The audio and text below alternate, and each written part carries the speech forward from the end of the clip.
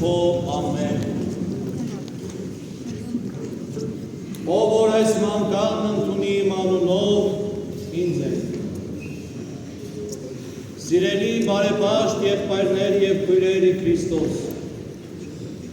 այսօրվա ավետարանական ընթերցումը վերցված Ղուկասի ավետարանից։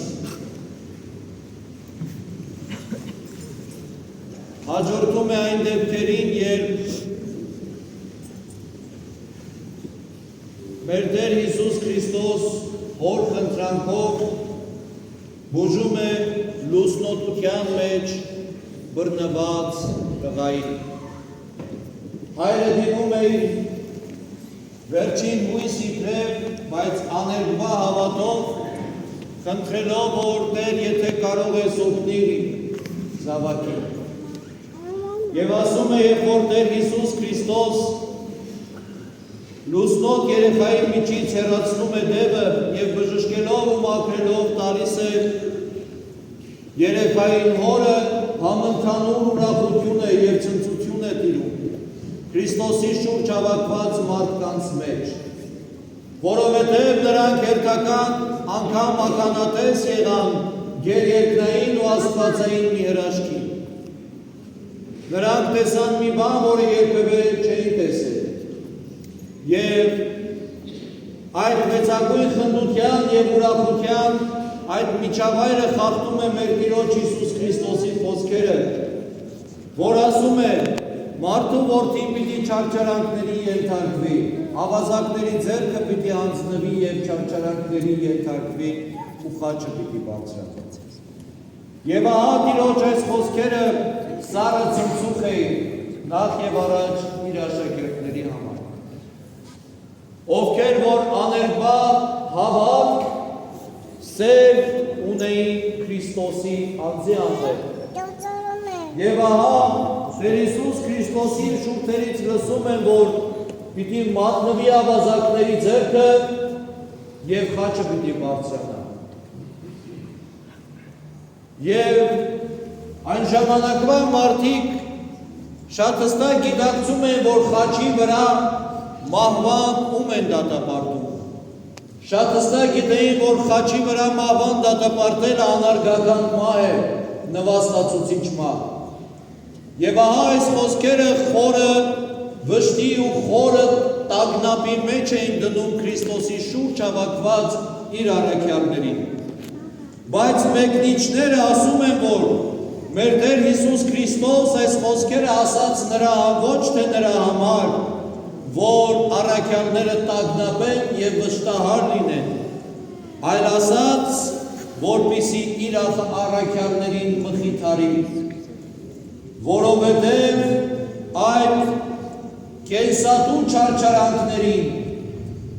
խաչելությանը պիտի հաջորդեին հարությունը, համբարձումը և հավիտենական կյանքը։ Սակայն առաքյալների մտքերը դեռ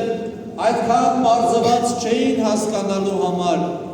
թե ինչ նկատի ունի մեր Տերը, երբ որ ասում է,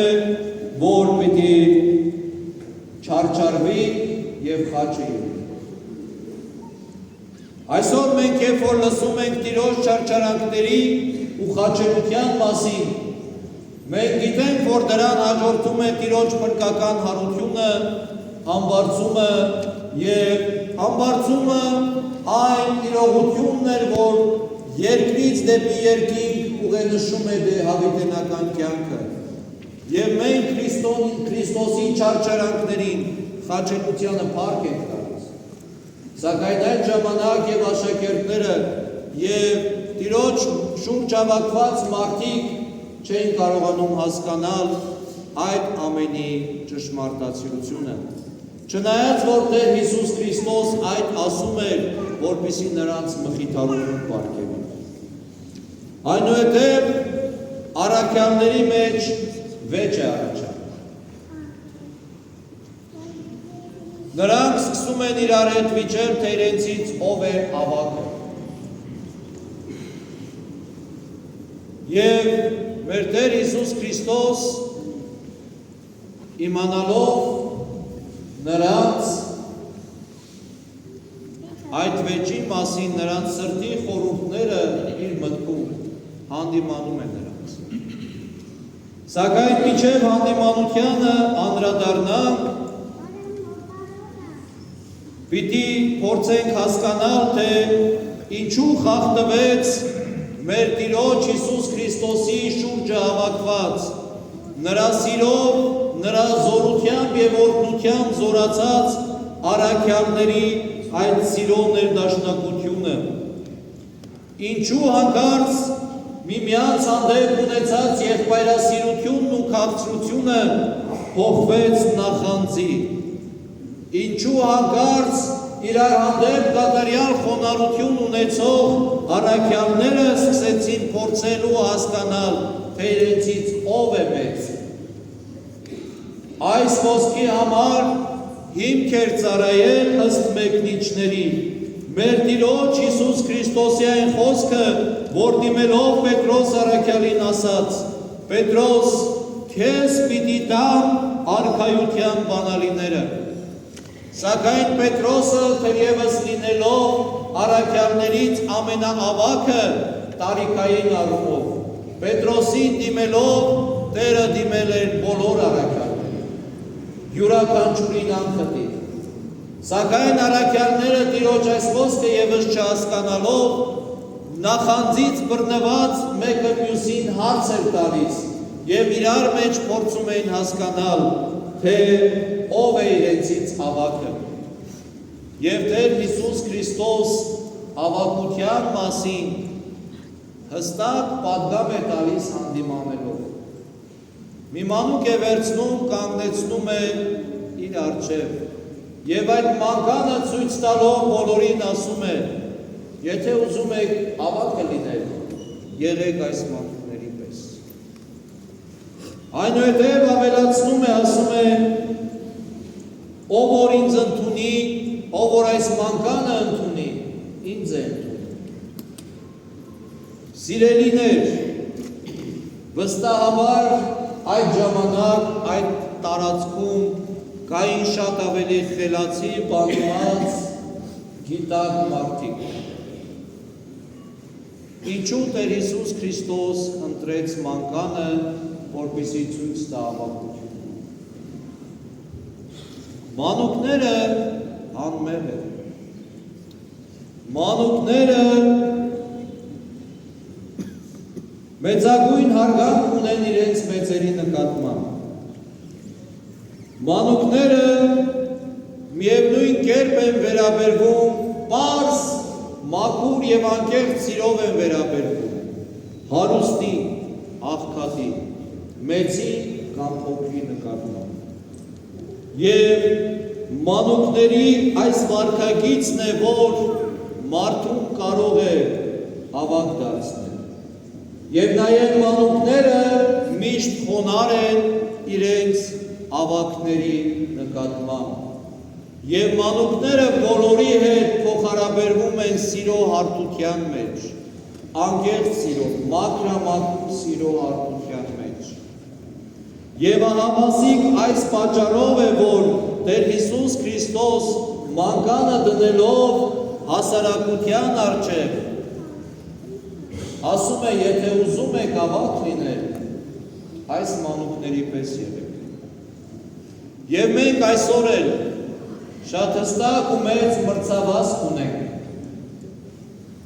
ավագություն ունենալու։ Մենք մեր հասարակությունից ներս, մեր շրջապատից ներս փորձում ենք շատ հաճախ ուրիշներին նեղացնելով, ուրիշներին անտեսելով, ուրիշներին վիրավորելով, ինքնահաստատվել և մեր ուժը, մեր ավագությունը, մեր կարևոր լինելը ցույց տալ։ Սակայն սա չէ Տիրոջ ակնկալած ավագությունը, որովհետև ասում է, որ ով որ իր անձը բարձրացնի, պիտի խոնարհվի։ Եվ ով մանկան անմեղությամբ և մանկան պարզությամբ ու մաքրությամբ խոնարհեցնի, իր անձը պիտի բարձրացնի։ Եվ այսօրվա այս ավետարանական դրվագը գալիս է մեզ ասելու, որ եթե մենք ուզում ենք լինել ավագը, լինել առաջնորդ, լինել կառավարիչ, լինել ուղղորդող, պիտի այսպիսի ավակություն ունենա, պարզ, մաքուր, անմեղ, մանուկների պես։ Սակայն այսօր, սիրելիներ, ըստիս ավետարանական այս դրվագը ոչ միայն կոչ է մեզանից յուրաքանչյուրի այս մանկական անմեղությանը ձգտելու, այլ նաև այսօրվա ավետարանական դրվագը կոչ է յուրաքանչյուր ծնողի համար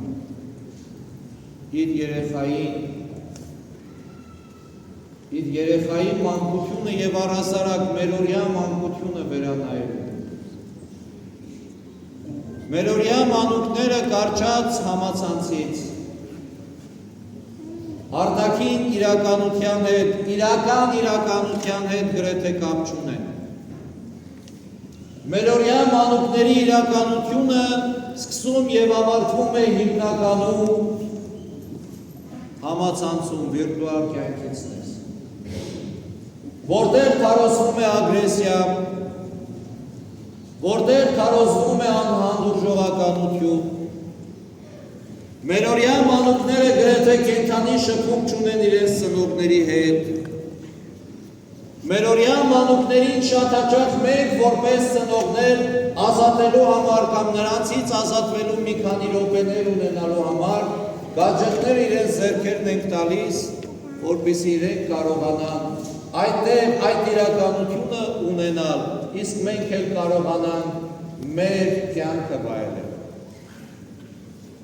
Եվ այսօրվա ավետարանական հատվածը գալիս է մեզ, սիրելի ծնողներ հատկապես,